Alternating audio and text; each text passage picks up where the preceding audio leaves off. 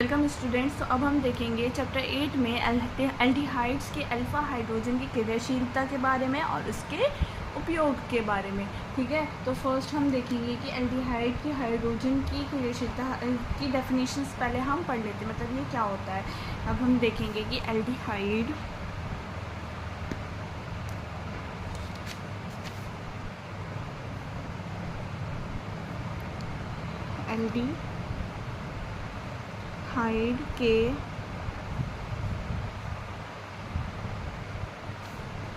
Aldehyde के molecules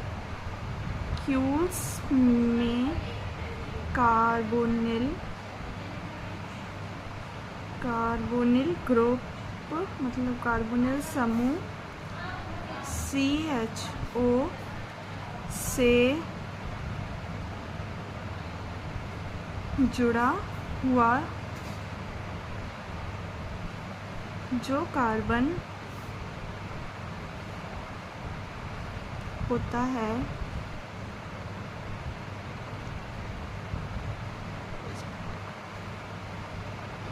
उसे अगला कार्बन अल्फा कार्बन कहते हैं। ठीक है,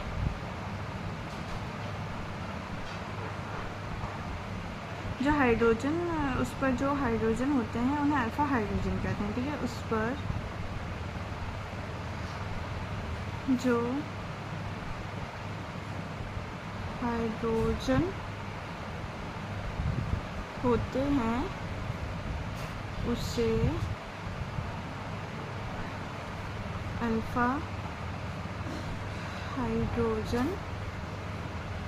कहते हैं।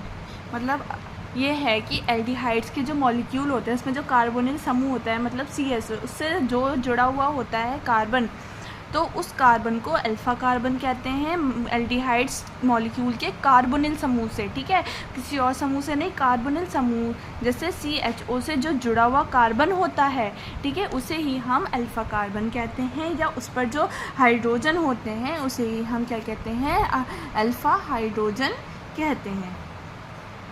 ठीक है, तो अब इसकी स्पेशल रिएक्टिविटी मतलब क्रियाशीलता के बारे में देखते हैं। इसकी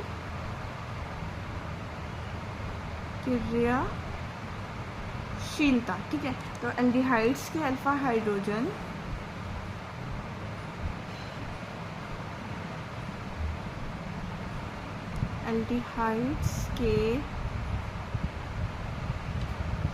अल्फा हाइड्रोजन हाईली रिएक्टिव होते हैं। ठीक है, हाईली रिएक्टिव होते हैं। ठीक है, तो कार्बोनिल ग्रुप के कारण जो हाइड्रोजन एसिडिक होता है, ठीक है, कार्बोनिल ग्रुप के कारण क्या होता है, कार्बोनिल समूह के कारण हाइड्रोजन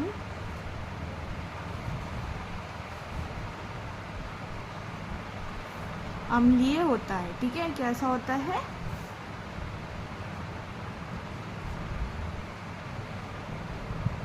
हाइड्रोजन अम्लीय होता है और अल्फा हाइड्रोजन को बेस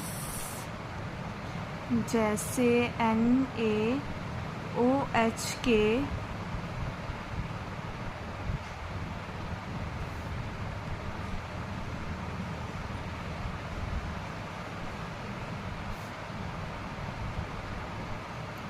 प्रेजेंस में आसानी से हटाया जा सकता है। ठीक है,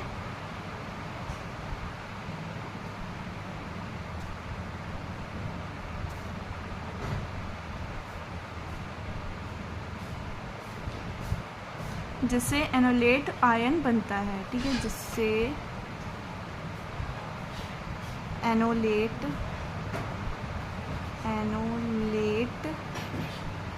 आयन बनता है। ठीक है, तो अब हम इसके रीज़न देखेंगे। हाई रिएक्टिविटी के क्या रीज़न होते हैं, क्या कारण होते हैं हाई रिएक्टिविटी के, ठीक है। रेजोनेंस स्टैबिलेशन, तो resonance stabilisation, resonance stabilisation of enolate ion, ठीक है। मतलब जो है रेजोनेंस स्टैबिलाइजेशन के कारण जो ये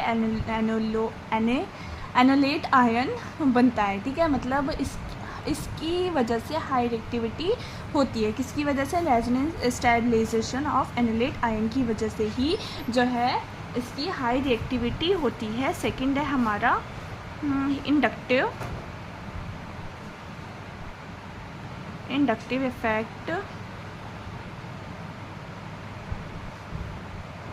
effect of the CHO group, ठीक है। मतलब एक इसकी जो हाई मेन रीज़न है हाई रिएक्टिविटी का, वो inductive effect of the CHO group भी हो सकता है। जो कार्बोनिल ग्रुप पे इंडक्टिव इफेक्ट लगता है वो भी एक रीज़न है हाई रिएक्टिविटी का, ठीक है। किसका? हाई रिएक्टिविटी का। तो अब हम देखेंगे इसके उपयोग के बारे में। तो स्टूडेंट्स अब हम पढ़ेंगे एल्डिहाइड के अल्फ़ा हाइड्रोजन के उपयोग, ठीक है। जिसकी क्या होता है कि एल्डिहाइड के अल्फ़ा हाइड्रोजन जो होता है वो रासायनिक अभिक्रिया में बहुत जो होता है इम्पॉर्टेंट होता है, ठीक है। इससे हाइड्रोजन वे होते हैं जिसमें कार्बोनिल जो जिससे जुड़े होते हैं, मैंने आपको बताया था कि जिससे कार्बोनिल ग्रुप जुड़े होते हैं उसे ही अल्फ़ा कार्बन कहते हैं। जिससे कार्बोनिल हाइड्रोजन जुड़े होते हैं उसे अल्फ़ा हाइड्रोजन कहते हैं, ठीक है। तो इसी के लिए हम इसका जो है उपयोग देखते हैं एल्डोल कंडेंसेशन में, मतलब एल्डोल संघनन में, ठीक है। एल्डोल संघनन में, ठीक है। एल्डोल संघनन जब किसी एल्डिहाइड या कीटोन के पास जब किसी एल्डिहाइड या कीटोन के पास अल्फ़ा हाइड्रोजन होते हैं तो वे एल्डोल संघनन में भाग ले सकते हैं, ठीक है। तो वे एल्डोल संघनन में भाग ले सकते हैं, ठीक है। अब देखेंगे कि एल्डिहाइड अणु मिलकर जो है बीटा हाइड्रोक्सी एल्डिहाइड जो है बनाते हैं, ठीक है। जो फिर पानी निकालने और अल्फ़ा बीटा अनसैचुरेटेड कंपाउंड में जो है ये परावर्तित हो जाते हैं। तो अब हम इसकी रिएक्शन देखेंगे, एल्डोल संघनन की रिएक्शन।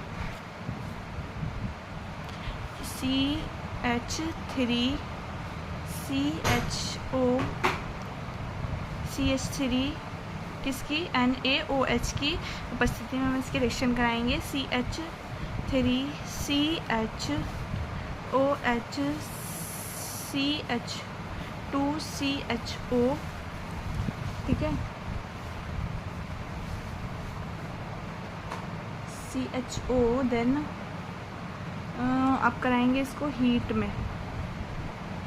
तो CH3CH डबल बॉन्ड CHCHO, ठीक है। अब हम इसकी कैनिज़ारो रिएक्शन देखेंगे, ठीक है। कैनिज़ारो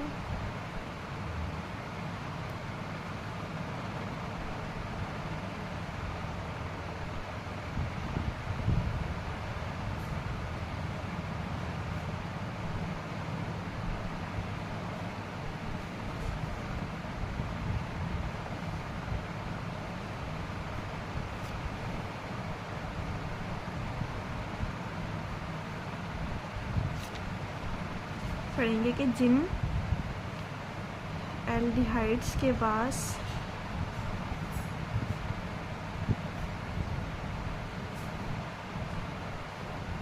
अल्फा हाइड्रोजन नहीं होते तो वे कैनिज़ारो रिएक्शन में भाग ले लेते हैं। ठीक है, तो वे कैनिज़ारो रिएक्शन में भाग लेते हैं। ठीक है, जिनके पास अल्फा हाइड्रोजन कार्बन नहीं होते हैं। ठीक है, तो इसीलिए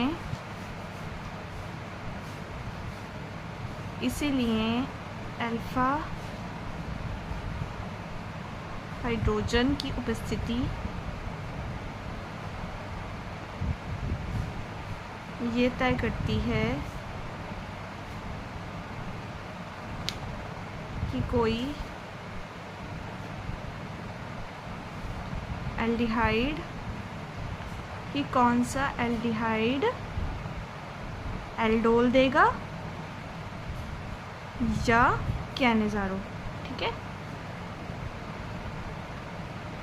मतलब ये कह रहे हैं कि जिन एल्डिहाइड के पास अल्फा हाइड्रोजन नहीं होते तो वे कैनिज़ारो रिएक्शन देते हैं, कैनिज़ारो रिएक्शन में भाग लेते हैं। तो इसका मतलब जिसके पास अल्फा हाइड्रोजन कार्बन होगा, है ना, जिसके पास अल्फा हाइड्रोजन कार्बन होगा तो वो तो एल्डोल देगा, एल्डिहाइड एल्डोल देगा ही। ठीक है, तो इसीलिए हमने ये लिखा है कि जब इसीलिए अल्फा हाइड्रोजन की उपस्थिति जो होती है ये तय करती है कि ये एल्डिहाइड एल्डोल है भी या कैनिज़ारो है। ठीक है, तो ये चीज़ जो है ये तय करती है। तो बाब आप लोगों को ये दोनों समझ में आ गई होंगी कि एक हमने पढ़ी है एल्डिहाइड संघनन के बारे में इसके उपयोग, और एक पढ़ा है हमने कैनिज़ारो रिएक्शन के अपवाद के बारे में। ठीक है, तो ये हमारी जो है एल्डिहाइड के हाइड्रोजन के उपयोग और जो हमने इससे पहले पढ़ा है वो इस वीडियो में कंप्लीट हो जाएगा।